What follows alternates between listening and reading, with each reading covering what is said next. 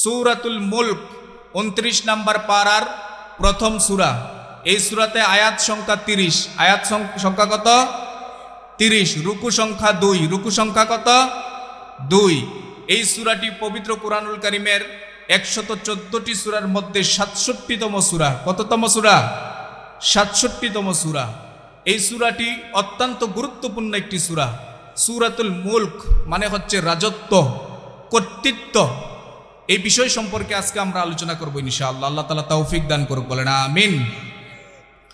আল্লাহ রাব্বুল আলামিন কুরআনুল কারীমের মধ্যে রব্বুল আলামিন বলেন, তাবারাকাল্লাযী বিয়াদিহিল মুলকু ওয়া হুয়া আলা কুল্লি শাইইন কাদির। রব্বুল আলামিন বলেন, মহিমান্বিত তিনি যার হাতে রাজত্ব। সুবহানাল্লাহ বলেন। সকল রাজত্ব, সকল ক্ষমতার মালিককে। কথা কয় না? সকল ক্ষমতার মালিককে।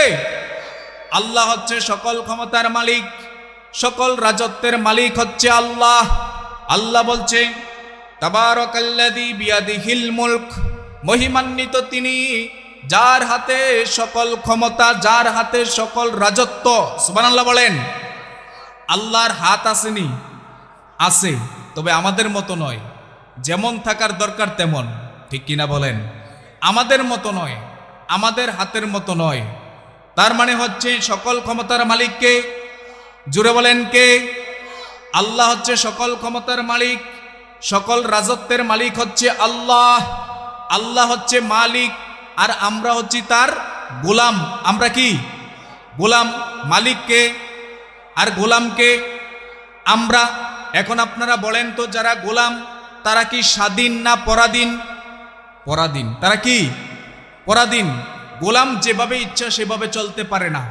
মালিক যেভাবে গোলামকে চালায়, গোলাম ঠিক সেভাবেই কি করতে হয়? চলতে হয়। কথা কোন ঠিক কিনা? এজন্য মালিক আমাদেরকে যেভাবে ডিরেকশন দিয়েছেন, কোরআনের মধ্যে আমাদেরকে যেভাবে চলতে বলা হয়েছে, ঠিক আমাদেরকে সেভাবেই চলা লাগবে। গোলামের কাজ হচ্ছে গোলামি করা, আর মালিকের কাজ হচ্ছে গোলামের প্রতি রহম করা, দয়া করা। কথা কোন ঠিক কিনা? তো যেহেতু আমরা গোলাম, আল্লাহ হচ্ছে মালিক। আল্লাহ যেভাবে আমাদেরকে বলেছেন চলার জন্য, আমাদেরকে ঠিক সেভাবেই চলতে হবে। ঠিক কিনা বলেন? তারপরে আসেন, ওয়া হুয়া আলা কুল্লি শাইইন কাদির, তিনি সব কিছুর উপরে শক্তিমান। সব কিছুর উপরে তিনি শক্তিমান। আল্লাহর চাইতে শক্তিশালী কি কেউ আছে নাকি? কথা কন না। দুনিয়া এবং আসমানে, জমিনে, পাহাড়ে, পর্বতে, দুলুকে বুলুকে আল্লাহর চাইতে শক্তিশালী কে আছে? কথা কন না। আছে নাকি কেউ? নাই। তাহলে বুঝলাম আমাদের মালিক কে? কথা কন না। আমাদের মালিক কে? আল্লাহ। আল্লাহ যেহেতু আমাদের মালিক, আর আমরা যেহেতু তার গোলাম, তাহলে গোলামের কাজ হচ্ছে মালিকের গোলামি করা। কথা কোন ঠিক কিনা? মালিকের গোলামি করলেই আপনি প্রকৃত ইমানদার হতে পারবেন, আর মালিকের গোলামি না করলে আপনি প্রকৃত ইমানদার হতে পারবেন না। কথা কোন ঠিক কিনা?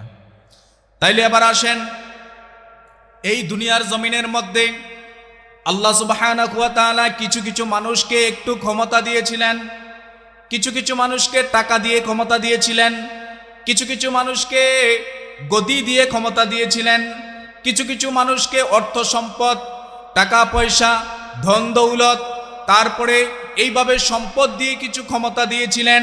কিন্তু আল্লাহর বান্দা, আল্লাহর গোলাম ক্ষমতার অপব্যবহার করে সে যে একজন আল্লাহর গোলাম এটা সে ভুলে গিয়েছে। ভুলে গিয়ে আল্লাহর সাথে শরীক করেছে, নিজে খোদা দাবি করেছে। আছে না নাই? এ কথা কোন আছে না নাই? ফেরাউন তো বলেছে, আনা রব্বুকুমুল আলা, আমি তোমাদের সবচেয়ে বড় খোদা। নাউজুবিল্লাহ কইতেন না? আমাদের আল্লাহকে, আল্লাহ আমাদের প্রভুকে আল্লাহ। এন্ড ফেরাউন যে বলছে আনা রব্বুকুমুল আলা, আমি তোমাদের সবচেয়ে বড় প্রভু, এটা কি সে নাফরমানি করছে কিনা আল্লাহর সাথে? কথা কয় না। আল্লাহর সাথে নাফরমানি হয়েছে কিনা? আল্লাহ রাব্বুল আলামিন তাকে একটু ক্ষমতা দিয়েছিলেন, তাকে একটু রাজত্ব দিয়েছিলেন, তাকে একটু ক্ষমতা দেওয়ার পরে ওই সে বান্দা, সে যে আল্লাহর গোলাম সেটা ভুলে গিয়েছে। সেটা ভুলে গিয়ে আল্লাহ রাব্বুল আলামিনের স্থান দখল করার জন্য প্রতিযোগিতা লেগে গিয়েছে। নিজে খোদা দাবি করছে। নাউজুবিল্লাহ বলবেন না? যে ব্যক্তি নিজে খোদা দাবি করে তার ঈমান আছে না গেছে? উমা কথা কয় না আছে না গেছে? তাইলে সে বেঈমান, কথা কোন ঠিক কিনা? এজন্য মুসলমান বাবারা ভাইরা ভালো করে মনোযোগ দিয়ে শুনবেন। আল্লাহ রাব্বুল আলামিন বলেছেন, তাবারাকাল্লাযী বিয়াদিহিল মুলক, মহিমান্বিত তিনি যার হাতে সকল কর্তৃত্ব। তিনি হচ্ছেন আল্লাহ, তিনি হচ্ছেন আমাদের মালিক, তিনি হচ্ছে আমাদের প্রভু। আমরা দেখবেন সূরাতুল ফাতিহা, কোরআনের ভূমিকা, প্রথম সূরা আছে না নাই? আলহামদুলিল্লাহি রাব্বিল আলামিন আর রহমানির রহিম মালিকি ইয়াউমিদ্দিন। বিচার দিনের মালিক কে? কথা কন না, বিচার দিনের মালিক কে? বিচার দিনের মালিক আল্লাহ। পবিত্র কোরআনুল কারীমের প্রথম সূরা, এই সূরার মধ্যে রব্বুল আলামিন আমাদেরকে বুঝিয়ে দিয়েছে, বান্দারে বেশি লাফালাফি করিও না, ফালাফালি করিও না, কারণ বিচার দিনের মালিক হচ্ছে আমি আল্লাহ। তারপরে কোরআনুল কারীমের সর্বশেষ সূরা সূরাতুন নাস, সূরাতুন নাস, কুল আউযু বিরাব্বিন নাস মালিকিন নাস ইলাহিন নাস। আল্লাহ রাব্বুল আলামিন বুঝিয়ে দিচ্ছে, বান্দা শোনো, আমি তোমাদের রব, আমি তোমাদের মালিক, আমি তোমাদের ইলাহ, আমি তোমাদের প্রভু। আল্লাহ প্রথমে বলছে তিনি মালিক, শেষেও বলছে তিনি মালিক। সুতরাং তিনি যেহেতু আমাদের মালিক, আমরা হচ্ছি তার গোলাম, তা আমাদের কাজ হলো মালিকের ইবাদত করা, গোলামি করা। তবে মালিকের সাথে শিরিক করা যাবে না, মালিকের সাথে অংশীদার করা যাবে না। কোন আল্লাহর বান্দা যদি মালিকের সাথে অংশীদার করে তাইলে তার ঈমান থাকতে পারে না, তার ঈমান থাকবে না, কথা কোন ঠিক কিনা? তাহলে এই জন্য আল্লাহ আমাদের মালিক। তাহলে আমরা নামাজ পড়বো কার সন্তুষ্টির জন্য? কথা কয় না, কার সন্তুষ্টির জন্য? আল্লাহর সন্তুষ্টির জন্য। রোজা রাখবো কার সন্তুষ্টির জন্য? আল্লাহর সন্তুষ্টির জন্য। হজ করবো কার সন্তুষ্টির জন্য? আল্লাহর সন্তুষ্টির জন্য। আমাদের সব কিছু হবে একমাত্র লিল্লাহি রাব্বিল আলামিন, আল্লাহ রাব্বুল আলামিনের সন্তুষ্টি করার জন্য, কথা কোন ঠিক কিনা? এজন্য বাবারা ভাইয়েরা আমার, আসেন, নমরুদ নাম শুনছেন নি? তার এ ফাটার নাম শুনছেন না? নমরুদ, সেও নিজে খোদা দাবি করেছে, নিজে খোদা দাবি করছে। হযরতে ইব্রাহিম আলাইহিস সালাম তার সাথে লড়াই করেছে, ঠিক কিনা বলেন? তার সাথে ইব্রাহিম আলাইহিস সালাম লড়াই করেছে, কিন্তু আল্লাহর পয়গম্বর হযরতে ইব্রাহিম আলাইহিস সালাম কি নমরুদের সামনে মাথা নত করছে নাকি? কথা কয় না, করছে? মাথা নত করে নাই। হযরতে ইব্রাহিম আলাইহিস সালাম নমরুদের কাছে গিয়ে বললেন, ও নমরুদ, কুলু লা ইলাহা ইল্লাল্লাহ, তুমি বলো আল্লাহ ছাড়া কোনো প্রভু নেই, আল্লাহ ছাড়া কোনো ইলাহ নেই। নমরুদ বলতেছে, কয় কি? ইব্রাহিমে আমার কাছে আইসা কয় আমি বলতাম লা ইলাহা ইল্লাল্লাহ। ইব্রাহিম, তুমি কি জানো না আমি নিজেই খোদা? নাউজুবিল্লাহ কইতেন না? জোরে কর নাউজুবিল্লাহ। নমরুদ বলতেছে কি, যে ইব্রাহিম তুমি জানো না আমি নিজেই খোদা, আমি নিজেই প্রভু। ইব্রাহিম আলাইহিস সালাম তিনি তো একমাত্র আল্লাহর সামনে মাথা নত করে, দুনিয়ার কোনো দাবিদার খোদার কাছে ইব্রাহিমও মাথা নত করতে পারে না, ইব্রাহিমের সন্তানরাও মাথা নত করতে পারে না, ঠিক কিনা বলেন? ইব্রাহিম আলাইহিস সালাম বললেন, তুমি আমার খোদা? কয় হ। কয় কেমনে? কয় আমি তো তোমার খোদা। নমরুদ বলতেছে, তোমার খোদায় কি করে? ইব্রাহিম আলাইহিস সালাম বলতেছে, আমার প্রভু তো তিনি যিনি হায়াত এবং মৌতের মালিক। সুবহানাল্লাহ পড়বেন না? কয় তাই? কয় হ। তখন নমরুদ জেলখানা থেকে দুইজন আসামিরে বাড়ি করলেন। দুইজন আসামি বের করে একজনের কল্লা দ্বিখণ্ডিত করে দিলেন, আরেকজনকে ছেড়ে দিলেন। এবার নমরুদ বলতেছে, রে ইব্রাহিম, তুমি তো বলেছ তোমার প্রভু যিনি হায়াতের মালিক, মৌতের মালিক। এবার দেখো, আমি একজনকে দুনিয়া থেকে বিদায়ী করে দিলাম, আবার আরেকজনকে ছেড়ে দিলাম। তার মানে হচ্ছে হায়াত এবং মৌতের মালিক আমি নমরুদ। নাউজুবিল্লাহ বলবেন না? সুতরাং এবার তুমি আমাকে খোদা মানো, প্রভু মানো। ইব্রাহিম আলাইহিস সালাম বললেন না। কই কেন?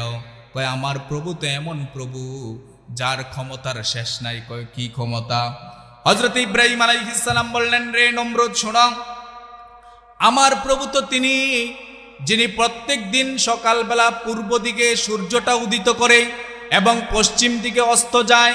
তুমি যদি ক্ষুধা হয়ে থাকো তাইলে তুমি তোমার ক্ষমতা বলে আগামীকাল সূর্যটারে পশ্চিম দিকে তুললা পূর্ব দিকে অস্ত নাও, তাইলে বুঝতে পারবো তোমার ক্ষমতা আছে। আচ্ছা বলেন তো, এই ক্ষমতা কি নমরুদের আছে নাকি? কথা কয় না, আছে নাকি? এই ক্ষমতা রব্বুল আলামিন কোনো মানুষের হাতে দেয় নাই। এই ক্ষমতা আল্লাহ রব্বুল আলামিন একমাত্র নিজের হাতে রেখে দিয়েছেন। এই ক্ষমতাটা দুনিয়ার কোনো মানুষের হাতে আল্লাহ রব্বুল আলামিন দেয় নাই। যদি দিতেন তাইলে নমরুদ এই কাজটা করতো কি করতো না? কথা কয় না, করতো কি না? করতো। কিন্তু আল্লাহ রব্বুল আলামিন তার কোনো গোলামের হাতে এত বড় ক্ষমতা দেয় নাই। আল্লাহ রব্বুল আলামিন তিনি পশ্চিম দিকে সূর্য অস্ত নেয় আর পূর্ব দিকে উদিত করে, কিন্তু নমরুদ সূর্যকে কি পশ্চিম দিক থেকে উদিত করতে পারবে নাকি? কথা কয় না, পারবে নাকি? সম্ভব না, এটা কখনোই সম্ভব না। এই বিতর্কে ইব্রাহিম আলাইহিস সালাম জয়ী হয়ে গেলেন। কোন সুবহানাল্লাহ। একমাত্র রাজত্বের মালিক হচ্ছে আল্লাহ। আল্লাহ ছাড়া কেউ রাজত্বের মালিক হতে পারে না। আল্লাহ ছাড়া কেউ ক্ষমতার মালিক হতে পারে না।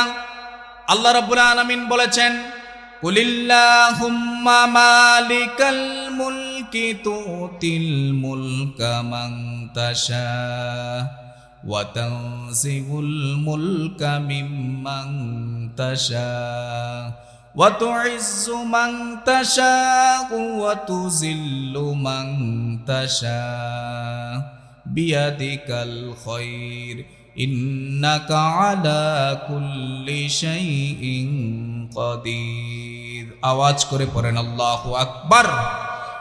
আল্লাহ রাব্বুল আলামিন বলেন, কুলিল্লাহুম্মা মালিকাল মুলক, বলুন আল্লাহ তাআলা রাজত্বের মালিক।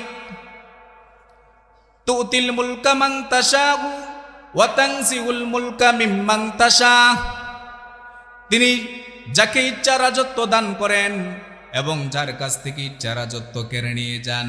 ওয়া তুইজ্জু মান তাশা ওয়া তুযিল্লু মান তাশা, এবং যাকে ইচ্ছা ইজ্জত দান করেন আবার যাকে ইচ্ছা বেয়াজ্জতি করেন। এই ক্ষমতা আল্লাহর আছে না নাই? এ কথা কোন না, আছে না নাই? ক্ষমতা দেওয়ার মালিককে, এই চেয়ারে বসার মালিককে।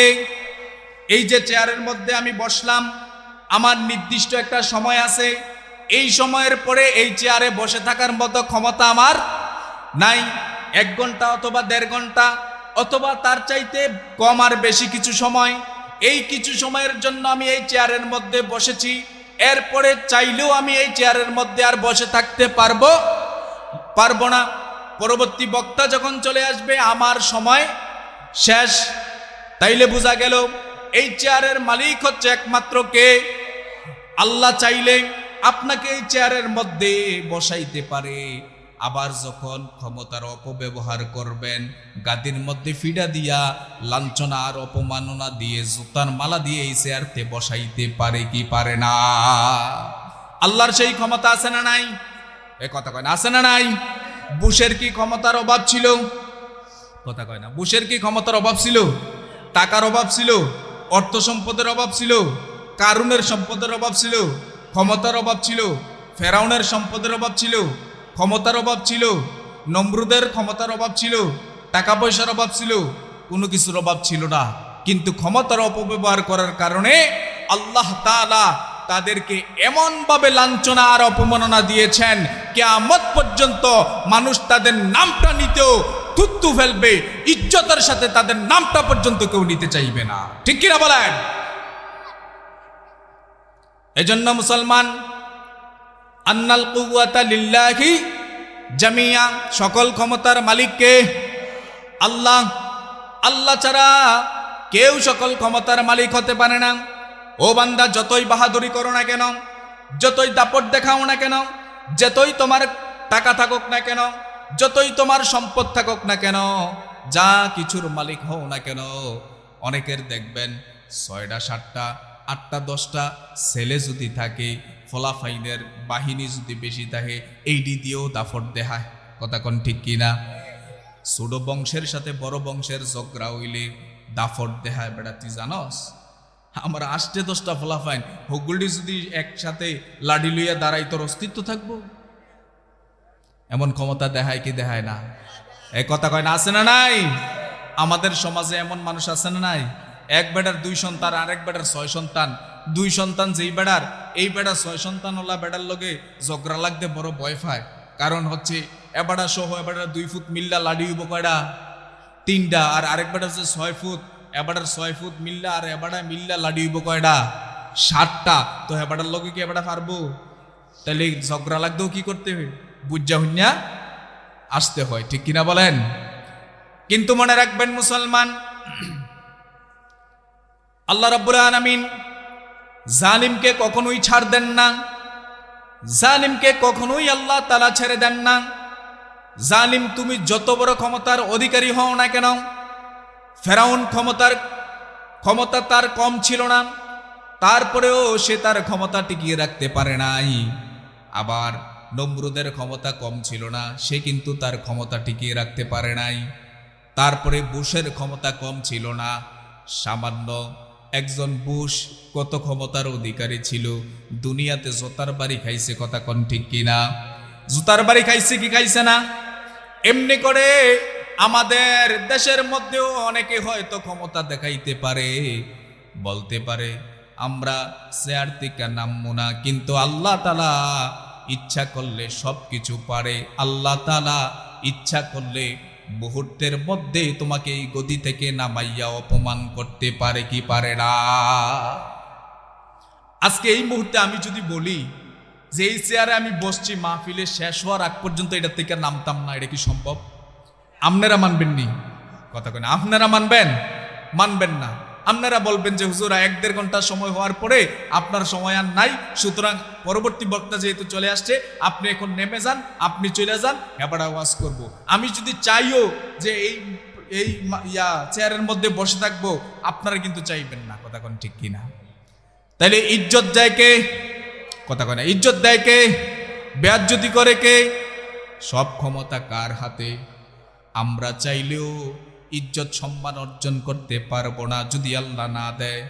আবার চাইলেও কাউকে বেয়াজ্জতি করতে পারবো না আল্লাহ যদি না চায়, ঠিক কিনা বলেন? এজন্য মনে রাখা লাগবে সকল ক্ষমতার মালিক একমাত্র কে? আল্লাহ। আল্লাহ ছাড়া সকল ক্ষমতার মালিক অন্য কেউ হতেই পারে না, ঠিক কিনা বলেন? মিয়া আমনে ক্ষমতা দেখান, 1-2 বার 3 বার পাতলা পায়খানা কইরা বাথরুমের মধ্যে গেলে তো আমনের আর খুঁজা পাওয়া যায় না। আর আমনে এত ক্ষমতা কার লগে দেখান, ঠিক কিনা বলেন? এত ক্ষমতা দেখানোর কোনো প্রয়োজন নাই।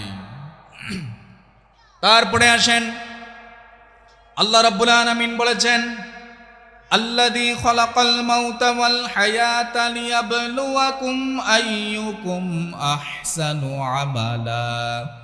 রব্বুল আলামিন বলেন, আল্লাহ রব্বুল আলামিন হায়াত এবং মৃত্যু সৃষ্টি করেছেন একমাত্র বান্দা বান্দিকে পরীক্ষা করার জন্য কোন ব্যক্তিটা আমলের দিক দিয়ে শ্রেষ্ঠ। কোন সুবহানাল্লাহ। কোন ব্যক্তিটা আমলের দিক দিয়ে শ্রেষ্ঠ? ভালো করে খেয়াল করেন, মনোযোগ দিয়ে শোনা লাগবে। আল্লাহ রাব্বুল আলামিন বলেছেন আল্লাযী খালাকাল মাউতা ওয়াল হায়াতা লিয়াবলুয়াকুম আইয়ুকুম আহসানু আমালা।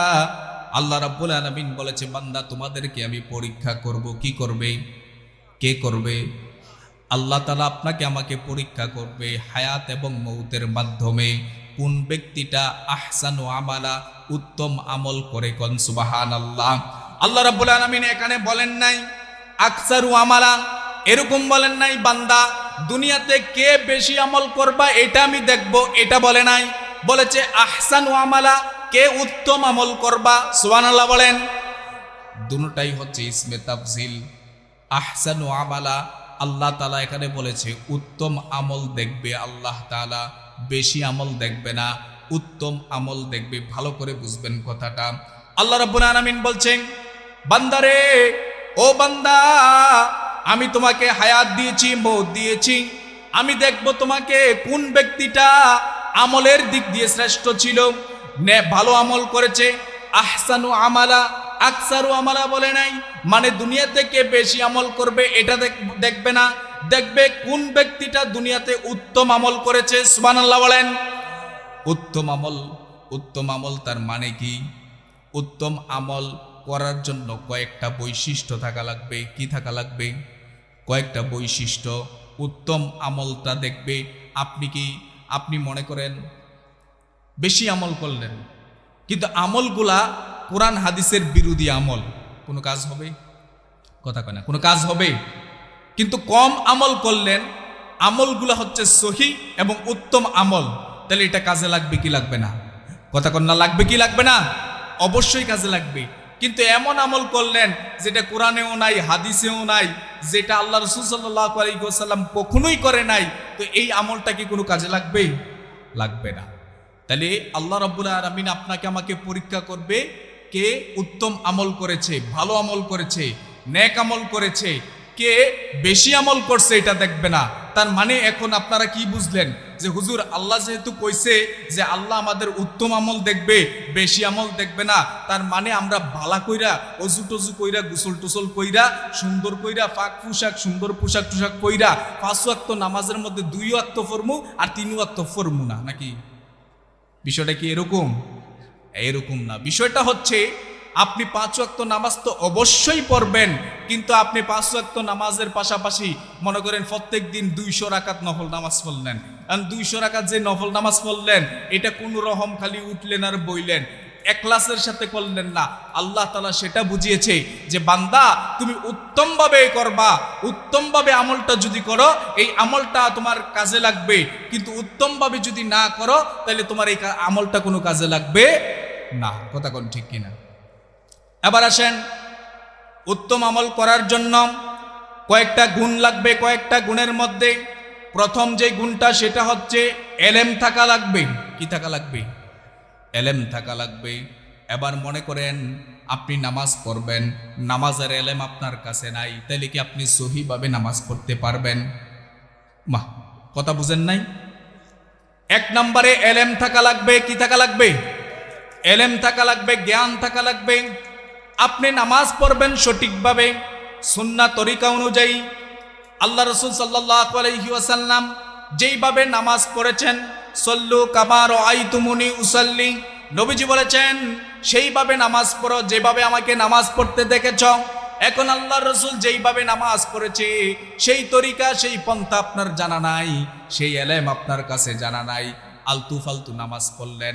মনে করেন যে নামাজের মধ্যে সিজদা আছে কয়টা? 1 রাকাত নামাজে সিজদা কয়টা? কথা কয় না, কয়টা? এখন আপনি কইলেন হুজুর সিজদা যত দেই তত সওয়াব বেশি, 2টার জায়গায় 3টা দেই, কবুল হইবনি? লাভ হইবনি? 1 রাকাত নামাজের মধ্যে রুকু আছে কয়টা? ও মা কথা কয় না, রুকু কয়টা? একটা। এখন আপনি যদি কন হুজুর যেহেতু রুকু একটা, এখন আমি রুকু একটা না দিয়া 2টা দেই, লাভ হইবনি? কথা কয় না, লাভ হইব? লাভ হইব না। তাইলে বোঝা গেল উত্তম আমল করার জন্য, সুন্দর আমল করার জন্য, ভালো আমল করার জন্য 1 নম্বরে আপনার যেই গুণটা থাকা লাগবে সেটা হচ্ছে এলেম থাকা লাগবে। মনে করেন এলেম ছাড়া আপনি যদি কাবা ঘরের ভিতরে গিয়েও নামাজ পড়েন কোনো কাজ হইবনি। নামাজ জানেন না, মনে করেন নামাজ জানেন না, না জানেন যদি আপনি কাবা ঘরের ভিতরে গিয়েও নামাজ পড়েন কাজ হইব। কিন্তু নামাজ পারেন, সহিভাবে নামাজ পড়তে পারেন। এখন বাংলাদেশের ছোটখাটো একটা মসজিদের মধ্যে আপনি যদি নামাজ পড়েন সেই নামাজটাও কবুল করে নিবে কে? তাইলে বোঝা গেল যে উত্তম আমল করার জন্য প্রথম যেই গুণটা আমার থাকা লাগবে সেটা হচ্ছে এলেম। কথা কোন ঠিক কিনা? নামাজ পড়ার জন্য নামাজের জ্ঞান থাকা লাগবে, রোজা রাখার জন্য রোজার জ্ঞান থাকা লাগবে, হজ করার জন্য হজের জ্ঞান থাকা লাগবে। লাগবে কি লাগবে না? সামর্থ্যবান ব্যক্তিদের উপরে হজ করা ফরজ করে দিয়েছেন কে? আল্লাহ তাআলা। এবার আসেন, হজ করবেন আপনি। হজ এমন একটি ইবাদত, হজ এমন একটি আমল, হজের ফরজ আছে, হজের ওয়াজিব আছে, সুন্নত আছে, কিন্তু এগুলো আপনি জানেন না। টাকা পয়সার মালিক হইছেন, হজ করতে গেছেন, হজের ফরজ জানেন না, হজের সুন্নত জানেন না, হজের ওয়াজিব জানেন না, এখন আন্তাজি হজ করলে কি হজ কবুল হইব? কথা কন না, কবুল হবে? হবে না। তাইলে বোঝা গেল আপনাকে উত্তম আমল করার জন্য প্রথম যেই বৈশিষ্ট্য সেটা হচ্ছে আপনার এলেম থাকা লাগবে। এলেম ছাড়া ইবাদত বন্দিগি করে কোনো লাভ হবে না।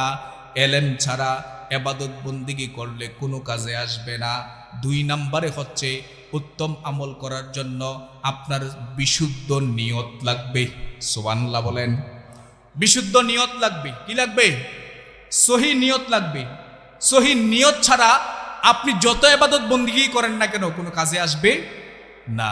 ইন্নামাল আমালু বিন নিয়াত, প্রত্যেকটি কাজ ডিপেন্ড করে নিয়তের উপরে। কথা কোন ঠিক কিনা? নিয়ত যদি ভালো হয় তাহলে আপনার আমলটি কাজে লাগবে। নিয়ত যদি ভালো না হয় তাহলে আপনার আমলটি কি আসবে না? কাজে আসবে না। আপনি এখন নিয়ত করেছেন যে হুজুর, সহি নিয়ত করেছেন যে আল্লাহ তাআলা যদি আমাকে হায়াতে বাঁচায় তাহলে আগামী বছর আমি হজ করব। এই নিয়তটা আপনি করেছেন। এই নিয়তটা বিশুদ্ধ নিয়ত হওয়ার কারণে আপনার নিয়তের পর থেকেই আপনার আমলনামার মধ্যে সওয়াব লেখা শুরু হয়ে গেছে। সুবহানাল্লাহ পড়বেন না? তাইলে আল্লাহ রাব্বুল আলামিন বলেছেন আহসানু আমালা, উত্তম আমল করার জন্য 2 নম্বরে যেই গুণটা থাকা লাগবে, এক নম্বরে কি? জ্ঞান। 2 নম্বরে কি? নিয়ত, বিশুদ্ধ নিয়ত। কি লাগবে? বিশুদ্ধ নিয়ত লাগবে। বিশুদ্ধ নিয়ত ছাড়া আপনি যতই ইবাদত বন্দিগি করেন কোনো কাজে আসবে না। এখন মনে করেন সামনে রমজান মাস আসতেছে, আপনি বুররাতে সেহরি খেয়েছেন, মনে মনে এমন একটা নিয়ত করছেন যদি পারি রোজাটা রাখমু, না পারলে বাইঙ্গালাম। অর্থাৎ আপনার নিয়তের মধ্যে কি আছে? গরফের আছে। আছে না নাই? নিয়তের মধ্যে গরফের। সুতরাং বিশুদ্ধ নিয়ত করেন নাই, তো আপনার ইবাদতটা কি কবুল হবে? তাহলে সহি এবং বিশুদ্ধ নিয়ত ছাড়া কোনো ইবাদত কবুল হয় না। প্রত্যেকটি কাজ নিয়তের উপরে ডিপেন্ড করে। এজন্য আপনাকে বিশুদ্ধ নিয়ত করা লাগবে। বিশুদ্ধ নিয়ত ছাড়া ইবাদত করে কোনো কি নাই? লাভ নাই। ঠিক কিনা বলেন? দেখবেন আমাদের সমাজের মধ্যে কিছু কিছু মানুষ, সবাই না, কিছু কিছু মানুষ, কারো যদি 5টা 7টা 8টা সন্তান থাকে, এর মধ্যে সবচাইতে দুষ্ট ফাইজলামি করে, সবচাইতে বড় জারুগা যেটা, এটার নিয়ে মাদ্রাসা ভর্তি করায়। কথা কোন ঠিক কিনা? বালাডারে করায় না, যেটা বেশি দুষ্টামি করে ফাইজলামি করে এটারে কই ভর্তি করায়? মাদ্রাসায় ভর্তি করায়। মনে করে যে তে যেহেতু বেশি দুষ্টামি করে তারই মাদ্রাসা দেই, তে কুদুর পারলে মানুষই নাইলে নাই। কিন্তু বালাডারে আর কি করে না? মাদ্রাসায় ভর্তি করায় না। কিছুদিন আগে আমারে একজন লোক আমাকে জিজ্ঞাসা করছে, আমারে বলতেছে যে হুজুর, আমার স্ত্রী যখন প্রেগনেন্ট ছিল তখন আমি ডাক্তারের কাছে যাওয়ার পরে ডাক্তার বলেছে যে আমার স্ত্রীর গর্ভে যে সন্তানটা আসবে হয়তো এটা প্রতিবন্ধী হইতে পারে। এখন প্রতিবন্ধী যে হইব এই কথাটা শুনে তো হুজুর আমার কাছে বেশি ভালো লাগে নাই। তা আমি তখন নিয়ত করছিলাম যে আল্লাহ, আমার এই সন্তানটা যদি ভালো হয় তাহলে নিয়ত করলাম জন্মের পরে তার মাদ্রাসাত পড়াবো। কিন্তু আল্লাহর কি কুদরত, এই সন্তানটা হুজুর আমার বাকি 2 সন্তানের চাইতে বেশি ট্যালেন্ট এবং ভালো হয়েছে। তখন ভালো হওয়ার কারণে এখন হুজুর আমি নিয়ত করছি তারে আর মাদ্রাসায় ভর্তি করে তার না, তারে ডাক্তার বানায়। এখন হুজুর কি কোন আপনি? আমি কই, আপনি এটা প্রতিবন্ধী হইব এই চিন্তা করে আপনি তারে নিয়ত করছেন যে মাদ্রাসায় পড়াইবেন, আর এখন ভালো হওয়ার কারণে, একটু ট্যালেন্ট হওয়ার কারণে এখন বলতেছেন ডাক্তার বানাইবেন। তাহলে আপনিই কর না, আল্লাহ কি আপনার প্রতি সন্তুষ্ট হবে না অসন্তুষ্ট হবে? এটা কি আমারে জিজ্ঞান লাগে? কথা কোন ঠিক কিনা? তাহলে ভালো সন্তানটারে কি করে? মাদ্রাসায় ভর্তি করাইতে চায় না, এটারে ডাক্তার বানাইবো, এটারে ইঞ্জিনিয়ার বানাইবো, এটারে তারপরে এই সেই বুয়েটে পড়াইবো, মেডিকেলে পড়াইবো, ভালো ভালো ভার্সিটিতে পড়াবে। কিন্তু ভালো সন্তানটারে এই নিয়ত করে না যে আমার এই সন্তানটারে আমি মাদ্রাসায় পড়াবো। যেটা বেশি দুষ্টামি করে, যেটা বেশি ফাজলামি করে, যেটা কথা শুনে না, যদি কোন যায় ডাইনে যায় তো এটা যায় বামে, এইটারে দেখবেন মাদ্রাসায় ভর্তি করার লেগে নিয়ত করে, বালাডারে নিয়ত করে না। কথা কোন ঠিক কিনা? তো এটা মানুষের বুকে এমনি। কথা কোন ঠিক কিনা? এটা মানুষের বুকে এমনি, এটা তো মানুষ হইতে পারে না। তাহলে বিশুদ্ধ নিয়ত করা লাগবে। ইবাদত কবুল হওয়ার জন্য 2 নাম্বার যে শর্ত, সেই শর্তটা কি? 2 নাম্বার শর্ত কি? বিশুদ্ধ নিয়ত। বিশুদ্ধ নিয়ত, ঠিক কিনা বলেন? নিয়তটার মধ্যে কোনো গরফের থাকতে পারবে না, নিয়তটা হতে হবে একদম বিশুদ্ধ। তাহলে আপনি নিয়ত করবেন যে ভালো সন্তানটাকে মাদ্রাসায় পড়াবো। আপনি কেন এরকম নিয়ত করেন যে আমার খারাপ সন্তানটা ল্যাংরা আতুইরা কানা কুনা, যেটা কথা শুনে না, যেটা প্রতিবন্ধী, যেটা খারাপ, এইটারে আপনি মাদ্রাসায় ভর্তি করাইবেন, এই নিয়ত করেন কেন? আপনি তো এই নিয়তটা করতে পারেন যে আমার ভালো সন্তানটাকে মাদ্রাসায় ভর্তি করাবো। তাহলে ভালো সন্তানটাকে মাদ্রাসায় ভর্তি করাইলে সে পড়াশোনা করে ভালো আলেম হবে, জাতির জন্য উপকার হবে, ভালো কাজ করবে, এবং আপনি একজন বাবা হয়ে বলতে পারবেন যে আমার সন্তানটা ভালো একজন আলেম হয়েছে। আপনি কিয়ামতের ময়দানেও আল্লাহ তাআলা তার উসিলা আপনাকে মাফ করতে পারে কি পারে না? কথা কন না, পারে কি পারে না? তাহলে আপনাকে আমাকে আহসানু আমালা, উত্তম আমল করার জন্য 2 নম্বরে যে বৈশিষ্ট্য থাকা লাগবে, 2 নম্বরের বৈশিষ্ট্য কি? বিশুদ্ধ নিয়ত। কি? বিশুদ্ধ নিয়ত। তারপরে আসেন বিশুদ্ধ আহসানু আমালা, উত্তম আমল করার জন্য 3 নম্বরে যেই গুণটা থাকা লাগবে সেটা হচ্ছে ইখলাসের সাথে ইবাদত করা। কি এর সাথে? ইখলাসের সাথে ইবাদত করা। আপনি নামাজ পড়তেছেন, মনে করেন যে এখানে আপনার মনটা গিয়ে রয়েছে ব্রাহ্মণপাড়া বাজারে, তাহলে এই ইবাদতে কোনো কাজ হইব? ও বা কথা কয় না, এই ইবাদতে কোনো কাজ হইব? কোনো কাজ হবে না। আপনি ইবাদত বন্দিগি করতেছেন, ইখলাসের সাথে ইবাদত বন্দিগি করেন নাই, এই ইবাদত বন্দিগিতে আপনার কোনো কাজে আসবে না। কথা কোন ঠিক কিনা? আমরা দেখবেন যে নামাজ পড়ি, এই নামাজের মধ্যে কত ধরনের দুনিয়ার আকতা আর কুকতা দেখবেন নামাজে দাঁড়াইলেই মনে হয়। তাহলে বুঝতে হবে যে আপনার নামাজের মধ্যে ইখলাস নাই, আপনার নামাজের মধ্যে আপনার কি নাই? নমনীয়তা নাই, আপনার ইখলাসের সাথে আপনি ইবাদত বন্দিগি করেন না। সুতরাং আপনি আহসানু আমালা, উত্তম আমল করার জন্য 3 নম্বরে যে বৈশিষ্ট্যটা থাকা লাগবে সেটা হচ্ছে ইখলাসের সাথে ইবাদত করতে হবে। কথা কোন ঠিক কিনা? ইখলাস যদি আপনার মধ্যে না থাকে তাহলে এই ইবাদত বন্দিগিতে কোনো কাজ হবে না। কথা কোন ঠিক কিনা? নামাজ পড়তেছেন, নামাজের মধ্যে মনোযোগ নাই, নামাজের মধ্যে ওই দেখবেন মোবাইলের মধ্যে যুবকরা একটা কিছু দেখছে, ওইটা মনে হইতাছে, তো এরকম নামাজ পড়ে কি কোনো কাজে আসবে? কথা কয় না, কোনো কাজে আসবে? কাজে আসবে না। নামাজের মধ্যে ইখলাস থাকতে হবে এবং মনোযোগী হওয়া লাগবে। অমনোযোগী হয়ে নামাজ পড়লে কোনো কাজে আসবে না। কথা কোন ঠিক কিনা? একবার এক ইমাম সাহেব মসজিদের মধ্যে নামাজ পড়তেছে, তো ইমাম সাহেব এশারের নামাজ পড়তেছে। এশারের নামাজ ফরজটা কয় রাকাত? কথা কয় না, কয় রাকাত? ফরজটা কয় রাকাত? 4 রাকাত। 4 রাকাত নামাজ পড়তেছে, ইমাম সাহেব দাঁড়াইছে, তো ইমাম সাহেব 3 রাকাত নামাজ পড়ার পরে সালাম ফিরাই লেছে। তো মসজিদের পিছন দিক দিয়ে একদল মুসল্লি কইতাছে হুজুরে 3 রাকাত নামাজ পড়ছে, আরেকজন কইতাছে না 4 রাকাত পড়ছে। তো 2 দলের মধ্যে একটা মতানৈক্য সৃষ্টি হয়ে গেল। তো একজন দোকানদার দাঁড়াইয়া উনি বলতেছে যে হুজুর, আমি বললাম শিওর আপনি 3 রাকাত নামাজ পড়ছেন। বলল যে কিভাবে বললেন আপনি বলেন তো? কয় হুজুর, অমুক বাজারের মধ্যে আমার 4টা দোকান আছে, প্রত্যেক দিন সকাল থেকে শুরু কইরা এশার পর্যন্ত আমি ব্যবসা বাণিজ্য করি, কইরা সেটা এশারের 4 রাকাত নামাজের মধ্যে দাঁড়াইয়া 4টা দোয়ানের হিসাব মিলাই, আজকে দেখি 3টা দোয়ানের হিসাব মিলাইতে মিলাইতে নামাজ শেষ হয়ে গেছে। সুতরাং আপনি 4 রাকাত নামাজ পড়েন নাই, 3 রাকাত নামাজ পড়ছেন। নাউজুবিল্লাহ কইতেন না? তাইলে বোঝা গেল যে এবারে নামাজের মধ্যে দাঁড়াইয়া নামাজ পড়ে না দোয়ানের হিসাব মিলায়?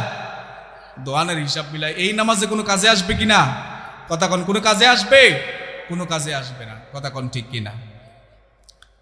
তারপরে আসেন মুসলমান, আল্লাহ রাব্বুল আলামিন বলেছেন আল্লাযী খালাকাল মাউতা ওয়াল হায়াতা লিয়াবলুয়াকুম আইয়ুকুম আহসানু আমালা। আল্লাহ যে বললেন বান্দারে আমি তোমাদেরকে হায়াত দিয়েছি, মৃত্যু দিয়েছি, আমি তোমাদেরকে পরীক্ষা করব কোন ব্যক্তি উত্তম আমল করেছ, আমলের দিক দিয়ে আমার কোন বান্দাটা উত্তম ছিল। আল্লাহ বলেছে আহসানু আমালা, আকসারু আমালা বলে নাই। দুটোটাই কিন্তু ইসমে তাফজিল। আকসারু আমালা এরকম বলে নাই। আল্লাহ বলে নাই বান্দা 5 ওয়াক্ত নামাজ পড়বা, 5 ওয়াক্ত নামাজের পরে দৈনিক 200 রাকাত তুমি নফল ইবাদত বন্দেগী করবা, এমনটা আল্লাহ রাব্বুল আলামিন বলে নাই।